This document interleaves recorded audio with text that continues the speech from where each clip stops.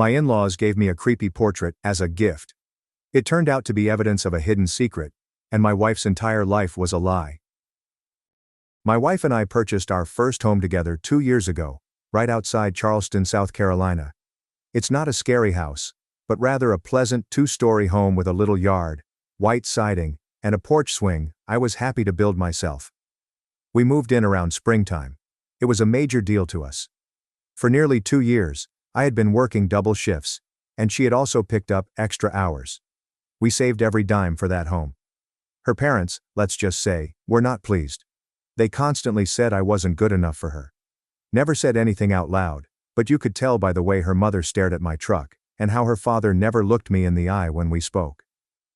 They brought us a large housewarming present the weekend we moved in.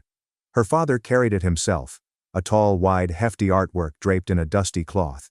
They said it was a family heirloom. Her mother went on to say that it had been in the family for generations, and should be passed down to the new head of the household. I thought that was strange. But whatever. We excavated it and discovered a disturbing portrait of a man dressed in old-fashioned clothing. This is the type of painting that would be appropriate for a museum, or one of those luxury homes with spiral staircases. The man had piercing eyes, firm lips, and a frigid attitude that made your skin itch. Her mother said his name was Elias Whitmore, and he was an ancestor on her father's side. I did not want to be impolite, so I hung it in the hallway across from the stairs. Every time I walked down at night, it felt like his gaze was fixed on me. I assumed I was dreaming things. Weeks passed, and I still couldn't shake it. I didn't enjoy strolling past it. It wasn't simply creepy. Something about it seemed odd. The lighting in the portrait did not correspond to the way the man's face was tilted. The shadows appeared odd. His clothes did not appear to be as ancient as they should be. But the key thing is his face. There was something familiar about it. One night, I was home alone. My wife was working an evening shift at the hospital. I was halfway up the stairs when I paused to stare at that stupid painting. I'm not sure what came over me, but I snatched it from the wall and brought it down to the basement. I sat under the lone hanging light, staring at the painting. I turned it over. The rear was tightly sealed with an old paper label glued to the frame, similar to those found on museum items. It said, Elias Whitmore, 1883. I did a Google search for the name. I discovered nothing. There are no historic records, no ancestry searches, and nothing in local archives. That's when I began digging. Over the next 2 weeks I began posting images of the work to online art communities and Reddit threads. One person responded, saying it looked remarkably identical to a painting in a historical collection in North Carolina, except for the background, which was completely different. The original painting had an ocean behind the man. Ours had a field with a house in the background. The guy even provided me with a picture of the original. He was correct. The same man, in a different setting. I returned to examine the painting frame. There was something wrong about it. I pulled on the backing until I could take it off. A folded yellowed paper was inserted below the canvas, between the wood and the backing board. It was brittle but still legible. This was a letter. It was dated 1972 and signed by someone named Benjamin Whitmore. In it, Benjamin discussed concealing the truth and cited a necessary lie to maintain the family name. He explained that the portrait was produced to commemorate someone who did not deserve it. That Elias was a blemish on the family, and that the original had been repainted, literally painted over, to conceal the reality. I am enraged now. I brought the painting to an appraiser in downtown Charleston. The guy owned a modest business filled with dusty frames and antique furnishings. He looked at it for around 20 minutes before confirming my fears. It was not 1800s work. He claimed it was painted in the 1970s, not a reproduction, but an intentional fake designed to appear older. I shared all of this with my wife. Initially, she believed I was overreacting, said her parents might not have known. But I urged her to ask them. She called her mother that night, while I sat close. When she mentioned the image, her mother went silent, then stated she didn't want to discuss it and hung up. That was it. The strangeness escalated into full-fledged mistrust. I returned to research mode and began hunting up public records related to her family. Marriage certificates, obituaries, whatever I could get my hands on. I eventually discovered something.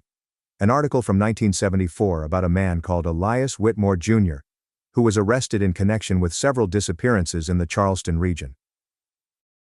He was not convicted, but he was considered the primary suspect in at least 4 missing people cases, 2 of which involved children. My blood became chilly. The photograph in the article depicted a man who looked just like the one in the painting. The same face, same dead eyes. I printed it out, placed it beside the painting, and showed it to my wife. She became white. She said she'd never heard of this dude. She called her father this time. He denied everything, claiming I was digging up rubbish, that Elias was a misguided relative. They claimed it was all gossip. That's when I realized it was a cover-up. They knew. I asked them directly why they handed us the painting, and why now. Her mom just responded, "It was time." It was time. After that, something inside of me cracked. I began to consider the words in the letter, covering up the truth, protecting the family name. They gave me the portrait knowing full well who the man was. Not a proud ancestor. A predator. A creature they wished to keep secret. I couldn't sleep after that, and walking past that item made me want to destroy it. But suddenly something struck me. Perhaps they gave me that painting as a peculiar test. Or perhaps they wanted someone else to bear the load. Whatever it was, I was not going to be quiet. I did not tell my wife what I intended to do next. I wasn't sure what I was going to do, to be honest. But I knew I couldn't give it up. I began digging more into those old case files. I took time off work. I told my supervisor it was family related, which was probably accurate. I walked down to the Charleston County Library archives and gained access to the microfilm records. The name Elias Whitmore Jr. appeared far more frequently than I expected, not only in newspapers, but also in police logs, cases that were closed with no arrest, unusual accidents, and even arson.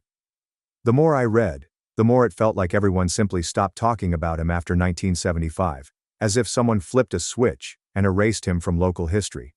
But here's the twist that knocked me out. One story cited a family portrait shot at the 4th of July parade in 1971. I received a copy. I stared at it for an hour before realizing who else was in the photo. An adolescent version of my wife's father standing 2 steps behind Elias. Smiling. I likened it to the wedding album my wife's parents had lent us when we were preparing our own wedding. There was a man in one of the group images, off to the side and cropped halfway. Nobody had ever told me who he was. I assumed he was simply a random uncle. The same man. Elias. He had been at their wedding. I printed both images, circled their faces and placed them on the kitchen counter. My wife noticed them when she returned home from work. She lifted them up slowly, stared at them for a long time, and said nothing. Then she sat down at the table and asked me, "What do you think they are hiding?" It was the first time she allowed herself to believe something was wrong, that her parents had lied to both me and her. And then she told me something I'll never forget. She remembers her father once saying to her, "Sometimes people make monsters, and sometimes families keep them as pets." She thought it was an odd observation at the time. Now it felt like a confession. That night, I received a call from an unknown number. I answered, anticipating a telemarketer. It was her father. He sounded relaxed, too calm. He stated, "You don't know what you're messing with. Some things are better left buried." I did not respond. I just hung up. The next day, when I went down to the basement to get the portrait, it was gone. I searched the entire house and asked my wife. She had not touched it. We had no house visitors. No one had a key except us. Someone had broken in, but just to take the painting. That same night, at 3:12 a.m., our outdoor motion light went off. I checked the camera. A tall man in a dark coat strolled past our yard and glanced right at the camera before the feed became static. Police discovered no evidence of forced entry. Nothing was stolen, just the painting. And the footage was gone from the cloud the next morning, wiped clean. My wife eventually broke down. She claimed her father had always been weird, domineering, frigid, but she had never related it to anything like this. She also admitted something else. When she was younger, perhaps 6 or 7, she recalls waking up one night and seeing a man standing in the hallway simply observing her. She always thought it was her imagination. Now she wasn't sure. We moved the following week. We put the house up for sale and left half our belongings behind. But it did not end there. We received a letter the day after we moved into the flat. There's no return address. Just a folded piece of paper inside. A single sentence. You should have let sleeping dogs lie. I showed it to the police. They claimed there was no danger in it. There was nothing they could do. However, 2 days later, someone followed me home from work. I drove by my building 3 times, circled it, and then lost them. Black SUV with no plates. I only saw the driver's shadow, a huge person wearing a hat, his face concealed. I told my wife that we were being observed. She did not even argue. That's when I thought there could be something even deeper going on. Maybe Elias didn't work alone. Perhaps it wasn't simply a cover-up of who he was, but also what he did, and who assisted him in doing so. I looked into that too. I started checking property records. Whitmore Holdings, LLC's name kept up on land deeds, trust documents, and old bank papers. Can you guess who owned the house we recently acquired before us? Her father. Through the LLC. It was not a present. It was a setup. And that's when I realized the portrait wasn't a lie. It was a message. And now I didn't know who else was involved. But I was about to find out. I didn't sleep the night I found out her father had owned the house before us. I kept replaying everything. The house gift, the portrait, the warning, the break-in, the SUV, the letter, and now the revelation that the property was never random. He put us there. I put the painting there on purpose. But why? My wife began to spiral. She was angry at me for digging, but even more so at her parents. She didn't want to believe it, but the evidence kept accumulating. And then she remembered something else. Something she had never told me. When she was a teenager, she sneaked into her father's study and used his computer. He was old school and never allowed anyone in. She recalls seeing a closed folder on the desktop called Archive AW. She attempted to open it, but it was password protected. She became afraid and never tried again. But now it felt as if that folder might contain everything. So I asked her if she knew what password he could have used. She shrugged and explained that he always used birthdays or death dates. I inquired about whose. She glanced up at me and told me, his sibling died when he was a child. Drowned in a lake. I paused. Do you know which lake? She shook her head. I looked up drownings in South Carolina from the 1970s. It took hours, but I finally discovered it. A short news item on Robert Whitmore, an 11-year-old who was assumed drowned in Lake Marion. The body never recovered. Presumed, not confirmed. Something did not feel right. Then I discovered another file. An old sheriff's report that highlighted local speculation that the boy had been kidnapped, not drowned. However, the case was closed when the sole suspect died in a fire days later. Guess who was named as a close family friend of the missing child? Elias Whitmore, Jr. Everything seemed to be coming full circle. Here comes the most shocking twist. I looked through property records for the land surrounding Lake Marion. One plot near the water had been sold 3 times to shell firms, but they all linked back to Whitmore Holdings LLC. What was the name of the original buyer? Robert Whitmore. He never died. He changed his identity. Her father was Robert Whitmore. That is why no death certificate exists. That was why everything concerning Elias had been buried. Robert had been present. Because he knew. Perhaps he helped. Perhaps he watched. Perhaps he joined in. Then I realized something that almost made me sick. If Robert faked his death, grew up in seclusion, and inherited the name of a lost youngster, who the hell was Elias anyway? I returned to the wedding album photo and ran it through a facial recognition tool. I uploaded Elias's wedding photo as well as his 1970s newspaper photo. They did not match. Different people. Same name. The man in the portrait was not Elias at all. He was the original Robert Whitmore. And the man we assumed was Robert, my wife's father, was actually Elias. He assumed his brother's identity. He took his name, life, and possibly even his property. The one referred to as a monster in the letter was not Elias. It was about Robert, the portrait subject. That letter was Elias's attempt to cover his tracks, blaming everything on his brother, and then assuming his name following the alleged drowning. The man who gave us the portrait had slain his brother. And now I have proof. But I also had a huge dilemma. What would happen to my wife if I made this public? Her entire existence had been a lie. Her last name was a lie. Her identity, her childhood. All of it stems from a cover-up related to a murder. Perhaps more. Even worse, someone still wanted it buried. Because while I stood there holding both images, trying to decide what to do, there came a knock on the door. Not a strong or violent knock, but rather a calm, gradual knock. 3 mild taps. When I opened it, no one was present, but on the doormat was a framed photo of the same size as the image. It was a reproduction of our wedding photograph. Only this time, someone had drawn a red X on my face. After seeing the photo with the red X, I realized it was war. I did not contact the cops this time. I knew they would not do anything. There was no evidence, no fingerprints, only quiet. But I couldn't just sit there waiting for the next message, the next fear tactic. So I probably did something wrong. I broke into my father-in-law's home. It was vacant. I made certain he and my mother-in-law were out of town. They were visiting her relative in Georgia. I had 2, maybe 3 hours till someone checked in. I went straight to his office, which featured the same desk my wife had seen as a child and the same old computer. I had carried a USB stick and a little camera with me. I fired it up and entered Robert's birth date from the drowning article. Password worked. The folder opened. What I found still keeps me awake at night. Dozens of documents, newspaper scans, images, family names, school data, and missing people from the 1970s and 1980s. Every file was tagged with dates and annotations, some in code, some in plain text. One folder was named Control. Inside there were notes regarding memory sculpting, identity rebuilding, and risk elimination. I scrolled till I found a folder with my name. That's when I realized something unexpected, something that knocked the air out of my chest. He had been following me for years.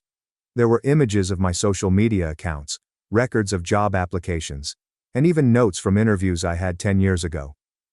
He knew where I lived before I ever met his daughter.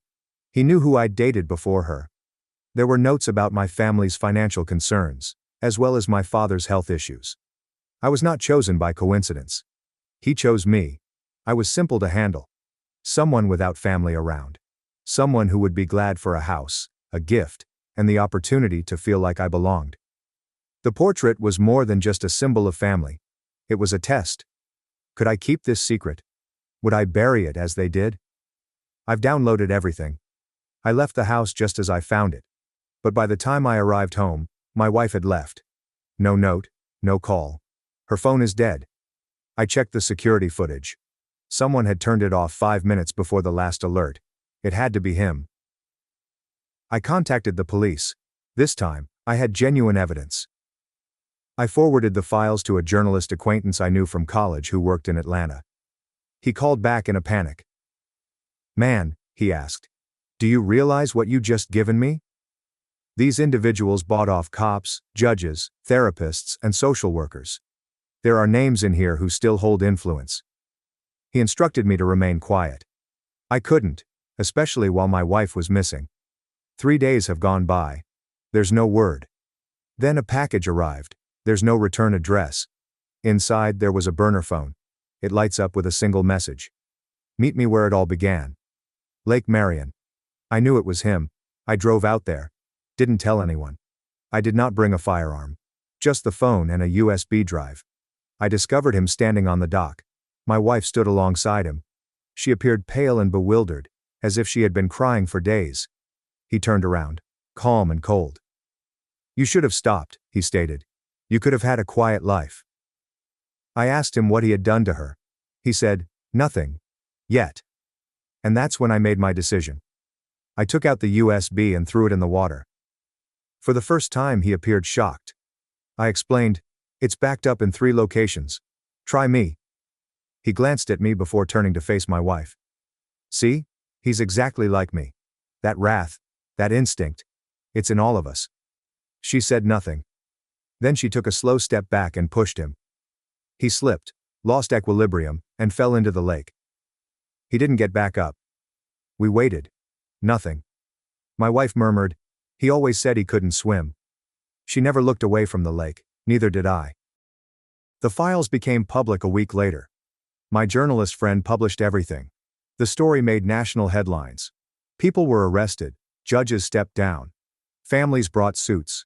It ripped open a portion of Charleston that no one wanted to confront. We moved. We changed our names. She took therapy seriously. So did I. But here's something I'll never forget. I had the opportunity to stop early on. I saw the indications. I kept digging even after she begged me to stop. I thought I was doing the right thing, but I dragged her to hell. We survived, but we aren't the same. Sometimes justice has a cost. Sometimes vengeance consumes everyone in the room, including the one holding the match. Thanks for watching and sticking around till the end. If you enjoyed these stories, make sure to subscribe and hit the bell so you don't miss the next drama-filled episode. My family hijacked my vacation plans for my golden sister and her kids. But this time, I had a secret escape plan of my own. Reddit, I need your thoughts on this. I need help with my family situation, which has been collecting for decades, but it is a long one. Despite growing up in a relatively normal suburban Massachusetts home, I, 35 female, have always struggled with this situation. My older sister Kate, 42 female, has always been the golden child. Since I can remember, our house has served as a shrine to Kate's life, with every wall filled with her accomplishments and every conversation centered on her. My parents were too busy preparing for Kate's college interviews to buy me a cake for my 10th birthday, which I remember vividly. They even tried to pass off Kate's leftover graduation cake, which still bears her name, as my birthday cake. Kate's achievements overshadowed every major event in my life as I grew older. Kate had recently joined the debate team, so my parents were unaware that I had made the honor roll in middle school. Kate had a college campus visit scheduled, so they were unable to attend the ceremony when I won a local high school painting competition.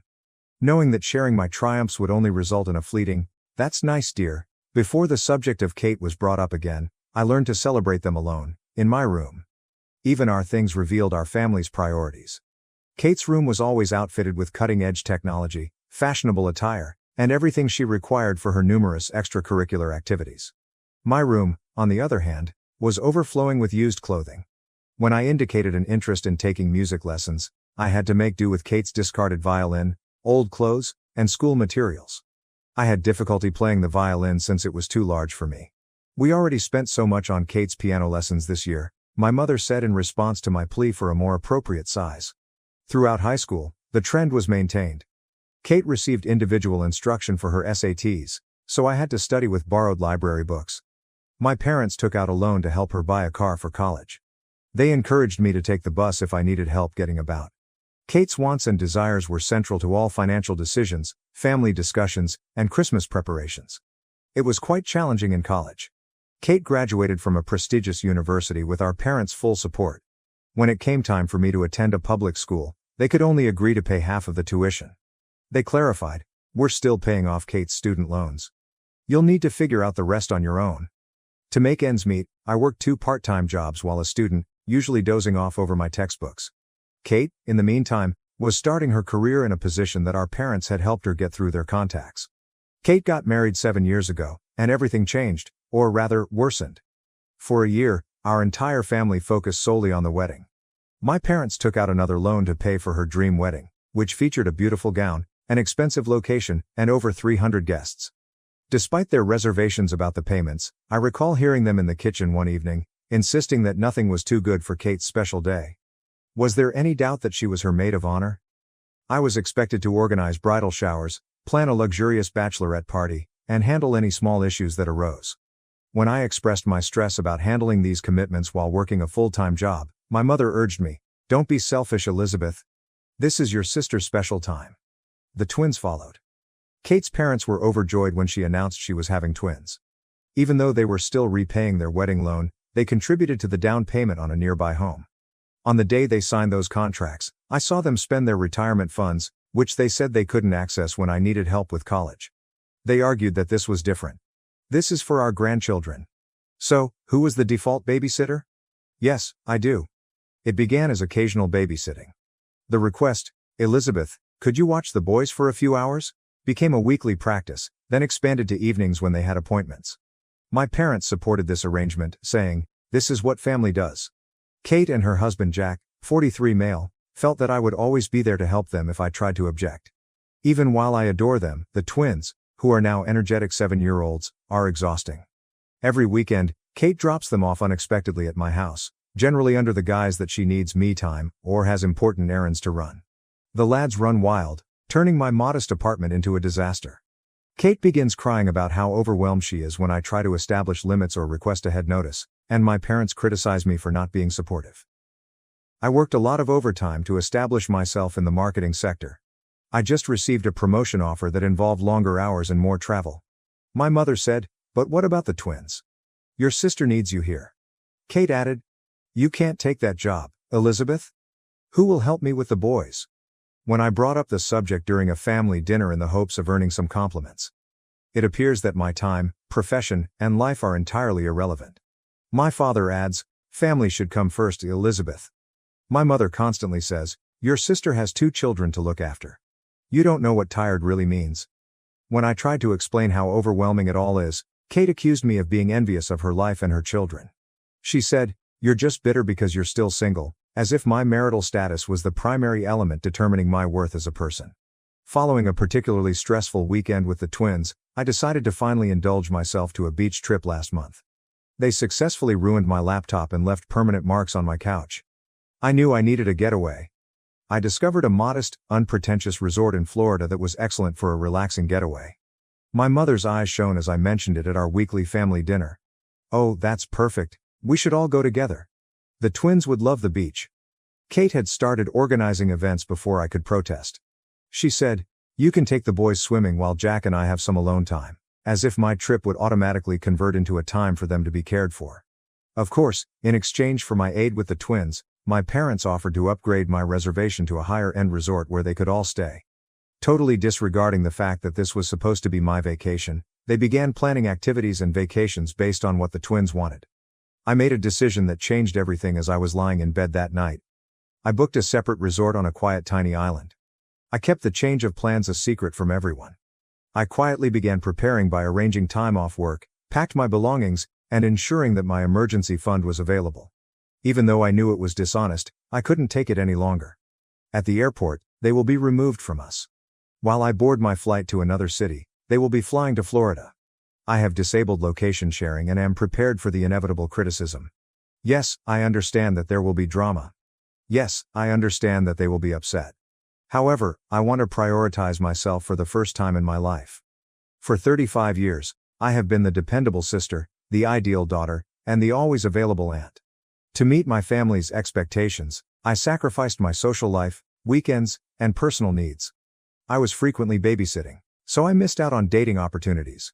I have denied opportunities that may conflict with the demands of my family. To be available to them whenever they need me, I have placed my personal life on wait. Right now, I'm fleeing a lifetime of exploitation, not just a trip. I aim to use this as a turning point to establish clear boundaries with my family, and possibly even take a complete break from them. I'm tired of always making sacrifices, being the family's pillar of support, and being the reliable backup plan. Reddit, what should I do? Am I exaggerating? Is it acceptable for me to want something more for myself, or should I simply follow their lead and accept my place in the family? Update 1. I sincerely appreciate all of your assistance and guidance. A lot has happened since my last post, and I'd like to describe how everything turned out. Although everything went as planned, the day at the airport was more emotionally charged than I had expected. I purposely chose a check-in station that was far from my family's location when I arrived early. I saw everyone pass through the terminal's glass walls. Jack checking their reservation details, my parents looking excited, Kate handling the twins, and Kate dragging luggage. As soon as they began to make their way to the check-in counter, I quietly passed through security for my own flight. When they discovered I wasn't at their gate, my phone started buzzing. The perplexed text first appeared. "Where are you?" "Our current location is gate B12. The concerned ones ask, "How are you, Elizabeth? Has anything happened?" Finally, the indignant ones. "How could you treat us like this?" The boys are in tears. Before boarding my flight, I turned off my phone. For the first time in years, I felt an unusual combination of liberation and guilt. I had carried that guilt for the most of my life. However, what about freedom?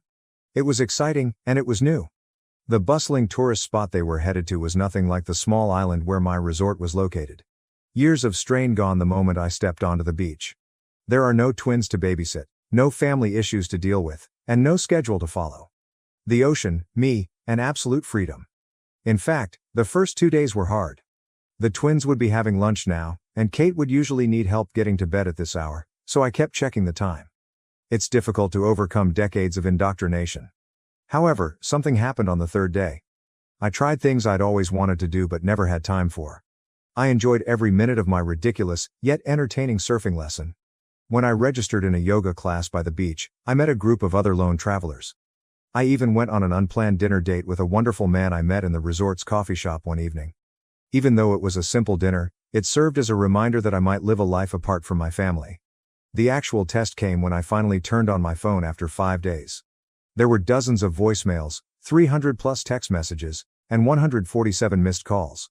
My mother had even called my place of employment to declare a family emergency. Fortunately, I had previously informed my supervisor that I would be taking a vacation. Some voicemails were played for me. My mother's tone shifted from concern to angry to manipulative. "Elizabeth, how could you abandon your family in such a way? The twins are inconsolable. Did we raise you like this?" Even worse were Kate's messages. "You've ruined everything. The lads are diligent in their pursuit for Aunt Lizzie. I can't manage meetings on my own, so Jack had to reduce them." However, one communication struck a different tone. My father mailed it, although he seems unsure for once. "Elizabeth, please let us know you're safe even though I don't understand what's happening." I'd never heard him speak to me without immediately defending Kate or urging me to do more before. I messaged our family group chat only once. "I'm having a lovely trip and am safe. When I return, I'll contact you. Please give me room." I then ended the discussion and continued chatting to myself. In addition to reading bedtime stories to the twins, I also read 3 novels, spoke with other guests without interruption, and watched the sunset every evening instead of racing home to help with showers and sleep. These 5 days changed my life. I began journaling to process years of suppressed emotions. I ate dinner at a small beachside restaurant last night, and when the elderly waitress noticed I was alone, she asked if I was okay with my solitude. She said something that stuck with me after I explained my situation briefly. "Family is important, honey, but not at the price of your own well-being. Putting yourself first is sometimes the most daring thing you can do." When I returned home, I didn't immediately go to my place. Instead, I booked a hotel room for 2 nights to give myself time to prepare for the inevitable encounter. During this time, I updated my work emergency contacts, changed the locks on my doors, and, most importantly, put my boundaries in writing. I unintentionally liked a coworker's post on social media, which is how my family found out I was back. My mother and Kate arrived to my apartment building within hours, continually banging my intercom. Across the street, I watched them from the window of my hotel room, strangely disconnected from their brilliant performance.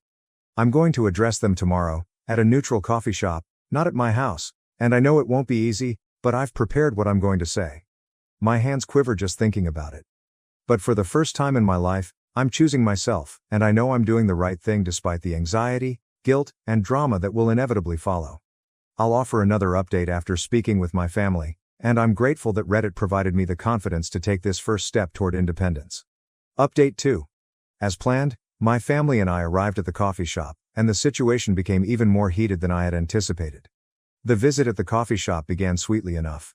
I arrived early and sat at a corner table where I could see the front door and the emergency exit, a habit I'd developed over years of anticipating family drama. My hands were shaking so terribly that I couldn't even grasp my coffee cup. My parents, Kate, and, surprisingly, Jack all showed up together, and I am relieved there are no twins. I lifted my hand and said what I had practiced before they began their scheduled speeches. "I'm establishing boundaries, and they can't be negotiated." The next 2 hours were a masterclass in emotional manipulation. Kate started crying as she detailed how my absence had traumatized the twins, and my mother tried to inculcate guilt. "Following everything we have done for you." Unexpectedly, Jack attempted to mediate by proposing a solution in which I would only see the kids every other weekend. For the most part, my father sat quietly and anxious. Kate's statement, "You are being selfish. Family means sacrifice," was the defining moment. Something broke within me, and I said clearly but calmly, "Yes, family requires sacrifice, but it should be reciprocated. When was the last time you made any sacrifices for me?" The ensuing silence was deafening. I revealed everything for the first time: the years of being Kate's second best friend, the unfair financial treatment, and the persistent belief that my life and time were less valuable than theirs.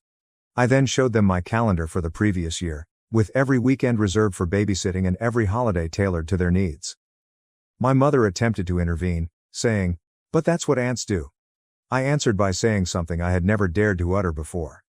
No, that is what paid babysitters do. And Kate, if you require this much assistance, perhaps it's time to consider employing one. My mother followed Kate as she raced out, and Jack lingered, apologizing profusely for taking advantage of my availability. After a long silence, my father added, "We never meant to make you feel this way." It was something, but not an apology. When they left, I followed through on my plan. I moved to a different part of town and got a new apartment, which is smaller than my previous one but in a secure building with a doorman who is aware of my situation. My new phone number is now only known to my workplace and a few close friends. Rebuilding my life from scratch was the most challenging component, not the moving or the planning. I had no meaningful hobbies and few close friends because I had spent years caring for my family. I began quietly, enrolling in pottery classes, joining a local reading club, and accepting dinner invitations from coworkers that I had previously rebuffed. It was a strange first weekend of true freedom. I did things I had never done before, such as staying up late, visiting a farmer's market, and spending hours browsing a bookstore. Kate did not send me an urgent text, Mom does not make guilt-tripping calls, and there are no requests for last-minute childcare. My family's reaction to my relocation was harsh but expected. When my mother tried to contact me through the company switchboard, they discovered that my new job does not allow personal calls during business hours. Kate even came to my office once, but security was alerted beforehand, and she wrote a tearful letter accusing me of destroying our family. Kate first protested to Jack taking the twins to weekend events, but she has subsequently accepted the little but significant change. He apologized by email for his role in making the situation possible. My parents are having a difficult time adjusting. Dad periodically texts, typically in an embarrassing attempt to strike up a conversation, and Mom alternates between violent outbursts and frigid silence. She left a voicemail last week expressing, "When you're done with this rebellion, we'll welcome you back." This is not a phase, and she doesn't understand it. This is my new reality. My boss appointed me to handle a large new project after noting the difference in my productivity and attention due to the absence of frequent family disruptions at work. For the first time in years, I'm casually dating, but I'm taking things slowly. Internally, there has been the largest shift. I no longer have the continual background anxiety that I had for years, and I've been exercising more frequently, improving my nutrition, and sleeping better. According to my therapist, yes, I have finally started therapy. I am beginning to recover from what she calls chronic familial stress syndrome. Last weekend, the twins sent me a gift that included handcrafted notes expressing how much they miss me. Even though it was bittersweet, I remained resolute. I carefully wrote them back to let them know that, while I love them, I need some time to look after myself. I had to write it even though Kate is unlikely to read it to them. "You seem lighter now. You look years younger," said an old acquaintance when I saw her yesterday. She is right. Despite the angry texts, emotional manipulation attempts, and residual guilt, I feel lighter and more emancipated. Respect for personal space, acceptance of one's own needs, and reciprocal assistance, rather than merely one-sided sacrifice, are all components of true love. I'm discovering that family love shouldn't seem like a prison sentence. My new flat will be 1 month old next week, and this is the first time I've ever dared to host a little housewarming celebration, with only a few friends from pottery class, book club, and work. There are no expectations, drama, or family, just people who accept me for who I am. I'll post another update soon, and I'm grateful to Reddit for providing me the confidence to make a life change. Update 3. Completed update. It's been a life-changing 3 months, and I'd like to share how it all came together. The confrontation I had been dreading and anticipating arrived last week when my father unexpectedly came up to my place of employment. His method was distinct from Kate's emotional manipulations or my mother's previous frenzied attempts. When he asked if we could have lunch together, he was composed and even resigned. We met at a tranquil restaurant near my employment, and for the first time in my life, he recognized me as his daughter, not Kate's sister or the family's backup plan. He said, "You look healthy," in a shocked tone. Happier. The fact that he hadn't seen my dissatisfaction in years weighed hard on the observation that remained between us. The family had offered him a proposal, and they were willing to make sacrifices. If I agreed to reclaim my role in the family, I could have every other weekend off. He went on to remark, they'd even pay for my time with the twins, as if earning money from the commitment would make it more appealing. As I looked across the table at him, I knew they still didn't get it. They saw my freedom as a bargaining tool rather than a basic right. "Dad," I answered, "I am not bargaining for my independence. I am living it." The talk that followed was the most frank I've ever had with my father. I detailed how their relentless focus on Kate had damaged me emotionally as well as practically, and I told him about things he had forgotten or never noticed: dreams, accomplishments, and birthdays. His answer was unusual. He sat for a long time in silence, not providing the usual defense of their judgments. Finally, he stated, "We believed we were doing what was best for our family. We never realized how much we were hurting you." Although it wasn't an apology, it was the first time I'd been acknowledged. When he inquired about my new life, that was the genuine turning point. He listened for the first time as I explained my pottery lessons, my job advancement, and the new acquaintances I had made. Despite its flaws, I showed him images of a vase I had produced. I was stunned by what he said next. "You seem to have built a good life for yourself without us." The realization and anguish in his voice were genuine. We agreed at the end of lunch that nothing would ever be the same again. He gave me my first genuine embrace in years as he said to me to leave. "I hope someday we can be part of your life again, but on different terms." That exchange appeared to spark a final bout of family turmoil. Kate has been making passive-aggressive remarks about selfish sisters and broken families on social media because she feels deceived by our father's approval of my decisions. After learning about our lunch, my mother launched a new round of emotional attacks, informing family members that I require an intervention because I am having a breakdown. Their actions, in my opinion, are an attempt to keep control over someone who has finally earned their freedom.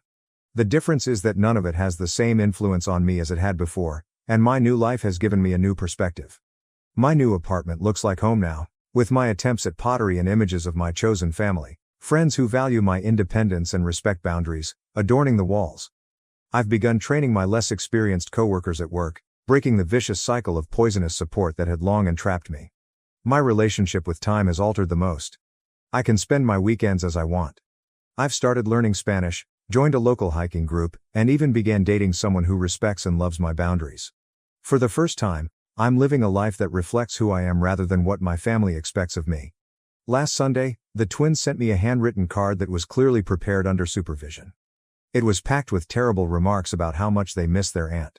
Previously, this would have sent me into a dark spiral of uncertainty and remorse. Instead, I reacted with a loving yet forceful letter, expressing that while I may not be as active in their daily lives, my love for them has not changed, and that sometimes adults need to look for themselves. My therapist says I'm experiencing post-traumatic growth, which means that instead of simply moving on from the past, I'm developing something more strong and wholesome in its place. She's helped me realize that I'm not to blame for my family's dysfunction. The most recent development occurred yesterday, when Kate's husband Jack phoned me to inform me that my attitude has resulted in changes in their family, not to lay blame on me. They have finally hired part-time help to help with the twins, and he has been a more involved dad. Jack believes it is best for everyone, but Kate is having difficulty adjusting. As I write this final update, I'm sitting in my home office, preparing for a business trip next week, something I could never have done in my prior life. Behind my desk, there's a framed quote that relates to my journey. "Sometimes the bravest thing you can do is set yourself free." I'd like to thank everyone who backed me and followed my story. You gave me the confidence to make my own decisions. If you're wondering if people in similar situations are selfish for wanting their own lives, remember that you're not. Being free is not selfish. Treating oneself is not mean. And establishing boundaries is not a sign of treachery. I have no idea how my relationship with my family will evolve in the future. Perhaps one day we will discover a different form of connection, one founded on mutual respect rather than duty. In the meanwhile, I'm focusing on maintaining the life I've created, including my friendships, interests, profession, and, most importantly, my sense of myself. This is not the end. It is only the beginning. For the first time in my life, I'm excited to see what happens next.